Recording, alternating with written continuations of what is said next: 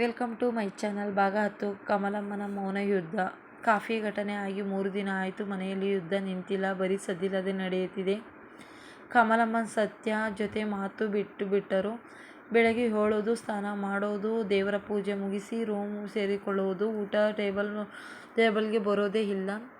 ಅಮ್ಮನಿಗೆ ಊಟ ಬಡಿಸು ಅಂತ ಕರ್ಣ ಹೇಳಿದ್ರೆ ಹಸಿವಿಲ್ಲ ಅನ್ನೋ ಒಂದೇ ಉತ್ತರ. ಸತ್ಯಳಿಗೆ ಇದು ಹೊಸ ಶಿಕ್ಷೆ. ಜಗಳ ಆಡಿದ್ರೆ ಉತ್ತರ ಕೊಡಬಹುದು, ಆದರೆ ಈ ಮೌನ ಇದು ಎದೆಗೆ ಚುಚ್ಚುವ ಮುಳ್ಳು. 4ನೇ ದಿನ ಬೆಳಗ್ಗೆ ಕರ್ಣ ಆಫೀಸಿಗೆ ಹೊರಟಾಗ ಕಮಲಮ್ಮ ಬಾಗಿಲ ಬಳಿ ಬಂದರು. ಕರ್ಣ, ಇವತ್ತು ನಿಮ್ಮ ಚಿಕ್ಕಮ್ಮ ಮನೆಗೆ ಊಟಕ್ಕೆ ಬರ್ತಿದ್ದಾರೆ, ನೆನಪಿದೆಯೇ? ತಾನೇ ನಿನಗೆ ಇಷ್ಟ ಅಂತ ಹೋಳಿಗೆ ಮಾಡ್ತಿದ್ದೇನೆ. ಕರ್ಣನಿಗೆ ಗಾಬರಿ. ಚಿಕ್ಕಮ್ಮ ಅಂದ್ರೆ ಕಮಲಮ್ಮನ ತಂಗಿ ಶಾರದಮ್ಮ, ಊರಲ್ಲಿ ಪಂಚಾಯಿತಿ ಮಾಡೋ ಲೇಡಿ.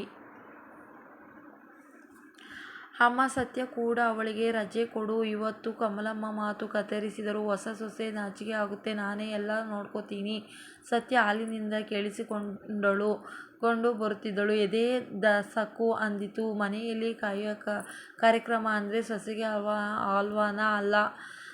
ಇದಕ್ಕಿಂತ ದೊಡ್ಡ ಅವಮಾನ ಇನ್ನೊಂದಿಲ್ಲ. ಕರ್ಣನ ಮುಖ ಗಂಭೀರವಾಯಿತು. ಅಮ್ಮ, ಈ ಮನೆಯಲ್ಲಿ ಸೊಸೆ ಅಂತ ಅವಳಿಲ್ಲದೆ ಯಾವ ಕಾರ್ಯನೂ ಇಲ್ಲ. ಚಿಕ್ಕಮ್ಮಂಗೆ ಹೇಳಿ, ಸತ್ಯ ಕೈಗೆ ಅಡುಗೆ ಇಷ್ಟ ಇಲ್ಲ ಅಂದ್ರೆ ಬರೋದೇ ಬೇಡ. ಕಮಲಮ್ಮನಿಗೆ ಕರೆಂಟ್ ಹೊಡೆದ ಹಾಗೆ ಆಯಿತು. ಸತ್ಯ ತಂಗಿಗೆ ತನ್ನ ಮನೆಯಲ್ಲಿ ಬರೋಕೆ ನಿನ್ನ ಹೆಂಡತಿಯ ಪರ್ಮಿಷನ್ ಬೇಕಾ? ಪರ್ಮಿಷನ್ ಅಲ್ಲಮ್ಮ, ರೆಸ್ಪೆಕ್ಟ್. ನೀವು ನನಗೆ ಕೊಟ್ಟರೆ ರೆಸ್ಪೆಕ್ಟ್ ನನ್ನ ಹೆಂಡತಿಗೂ ಕೊಡಬೇಕು. ಅಷ್ಟರಲ್ಲಿ ಕಾಲಿಂಗ್ ಬೆಲ್. ಶಾರದಮ್ಮ ಬಂದೇ ಬಿಟ್ಟರು. ಜೊತೆಗೆ ಇಬ್ಬರು ನೆಂಟರು. ಕಮಲಮ್ಮ ಮುಖದಲ್ಲಿ ಕುಟಿಲ ನಗು. ಪ್ಲಾನ್ ವರ್ಕೌಟ್ ಆಗಿ ಕರ್ಣನ ಮುಂದೆ ಸತ್ಯಳ ಕಡೆಗಣಿಸಿ ಏನೂ ಮಾಡದೆ ನೋಡೋಣ ಅಂತ. ಕರ್ಣ ಎಲ್ಲರಿಗೂ ನಮಸ್ಕಾರ ಮಾಡಿ ಆಮೇಲೆ ಜೋರಾಗಿ ಕೂಗಿದ, ಸತ್ಯ, ಬಾರಮ್ಮ, ಚಿಕ್ಕಮ್ಮ ಬಂದಿದ್ದಾರೆ, ಕಾಫಿ ತಗೊಂಡು ಬಾ. ನಮ್ಮ ಮನೆಯಲ್ಲಿ ಮೊದಲ ಕಾಫಿ ನಿನ್ನ ಕೈಲೇ ಆಗಬೇಕು. ಹಾಲ್ ಒಮ್ಮೆಲೆ ಸ್ತಬ್ಧ. ಶಾರದಮ್ಮ ಕಮಲಮ್ಮನ ಕಡೆ ನೋಡಿದರು. ಕಮಲಮ್ಮ ಮುಖ ಕೆಂಪು ಬಿಳುಪು ಆಯಿತು. ಸತ್ಯ ನಡುಗುತ್ತಾ ಕಾಲಲ್ಲಿ ಮುಂದೆ ಬಂದರು. ಕೈಯಲ್ಲಿ ಹಿತ್ತಾಳೆ ಲೋಟ. ಕರ್ಣನ ಕಣ್ಣಲ್ಲಿ ಧೈರ್ಯ ನೋಡಿ ಅವಳ ಕೈ ನಡುಗೋದು ನಿಂತು.